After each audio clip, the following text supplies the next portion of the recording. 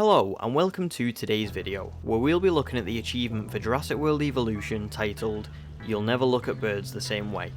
This achievement is attained by completing the challenge mode from the game on Isla Pena by only releasing carnivores. So if you release a single herbivore, the challenge will fail and you won't be able to get the achievement. It has to be done on medium difficulty or above, and like I said, if you don't do it correctly, then you won't necessarily fail the challenge. You can still get 5 stars on the challenge, but you won't get the achievement when you complete it, so it won't be worth putting the time in if that's what you want to do. I don't particularly feel like this video is necessary. I don't feel like it's a very difficult challenge to do, especially because you only have to do it on medium difficulty. So out of easy, medium, hard and Jurassic, medium is the minimum, which makes it pretty easy.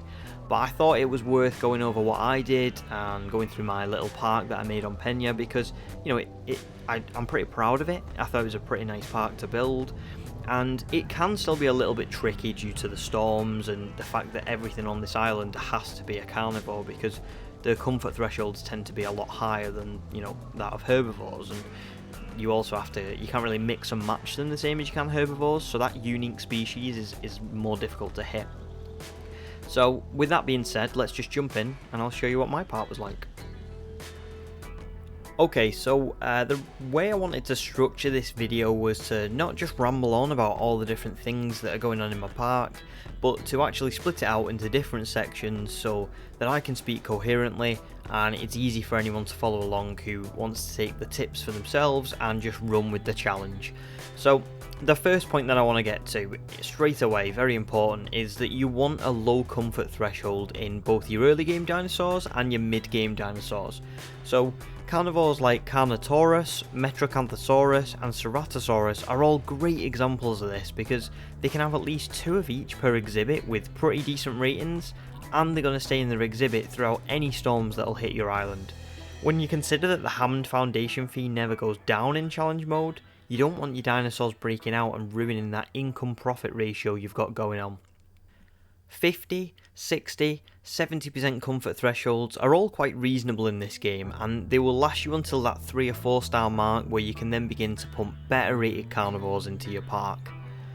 This leads me on to my next point, which is that the achievement should be done all in due course, because the better rated carnivores will all come with that dangerous catch of having a higher comfort threshold. This can sometimes be as high as 80, 85 or even 90%, which can just absolutely ruin your island during a storm. Take your time with the park and try to get those smaller carnivores in which have a much lower comfort threshold and therefore won't cause too much trouble while you work on the rest of your park. Dilophosaurus and Proceratosaurus are both great examples of smaller carnivores, both with a 70% comfort threshold and a high social rating, meaning that you can fit 10 to 12 of them in an exhibit and boost your park's dinosaur rating significantly. Work on researching that better fencing, working your way up to concrete and finally electric concrete, which will ensure that these smaller dinosaurs stay in their exhibits even during a hurricane.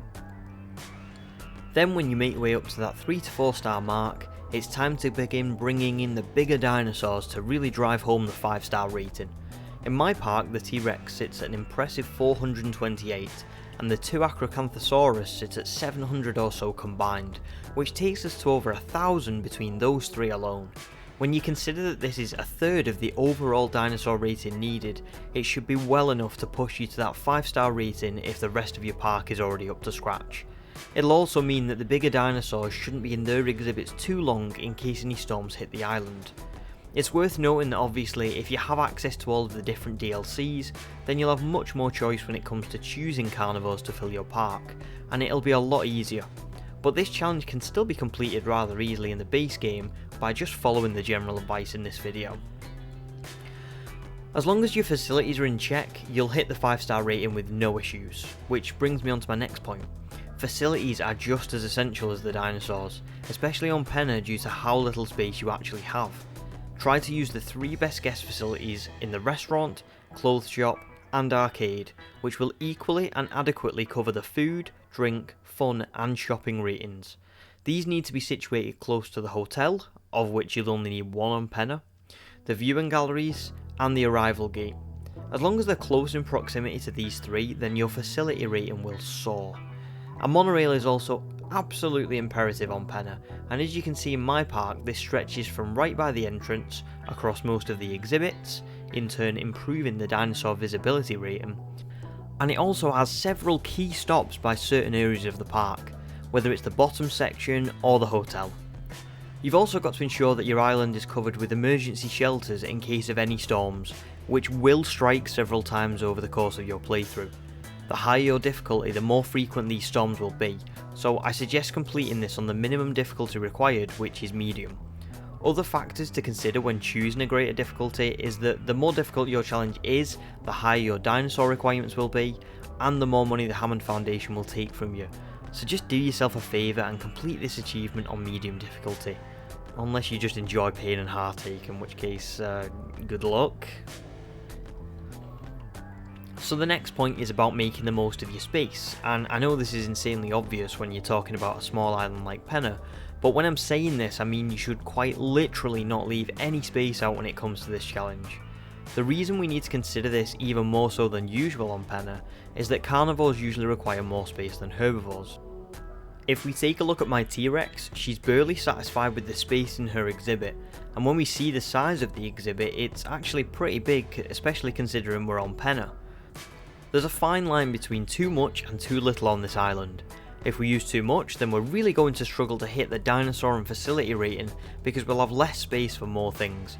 But if we give the dinosaurs too little space, then they'll just be breaking out within seconds. The answer to this is to try our best to cram as much as we can into as little a space as we can. Good examples of this in my park are by building the fences right up to the island's boundaries. As you can see, my fences go right up to the white line, which is the area we cannot build past in game.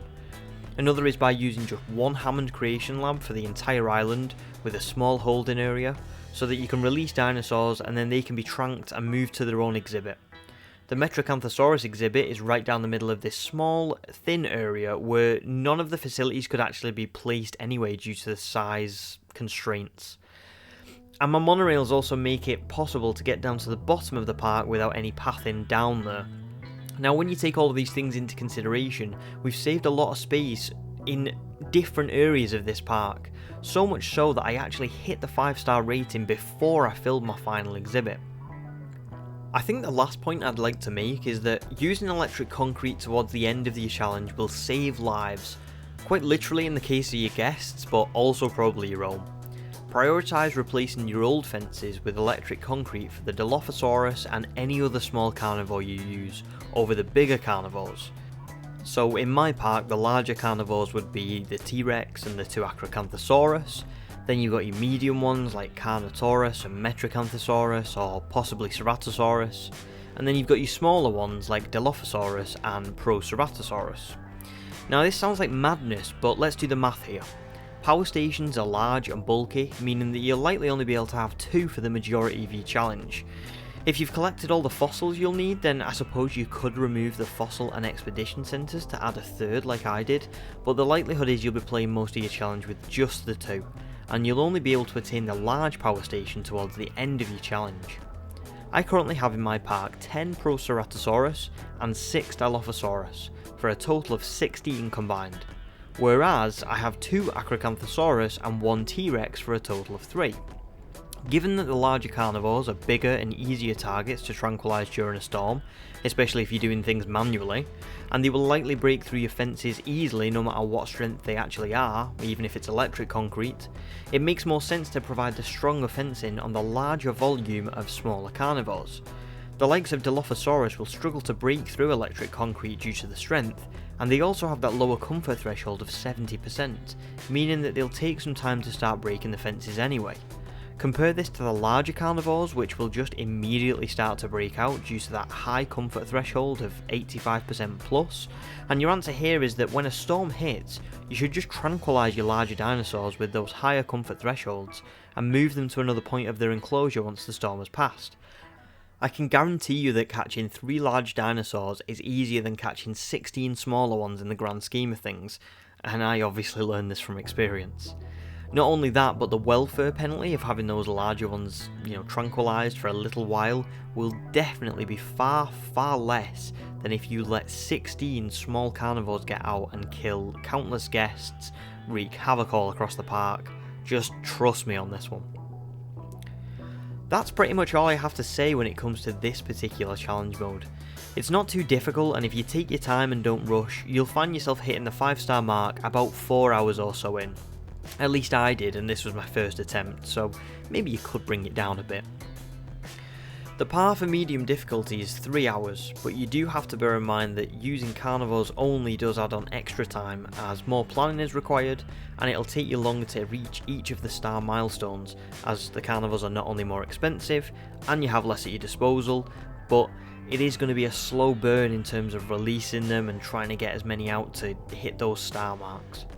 And that's about it from me. I really hope you enjoyed the video if you watched this far, and I really hope that it helped if you're trying to nail down this achievement. If you've got any extra tips that I've missed, just let everybody else know in the comments so that we can, help support each other if anyone wants to crack this achievement and is struggling. That's everything. So, this is the Fossil Fool, signing out.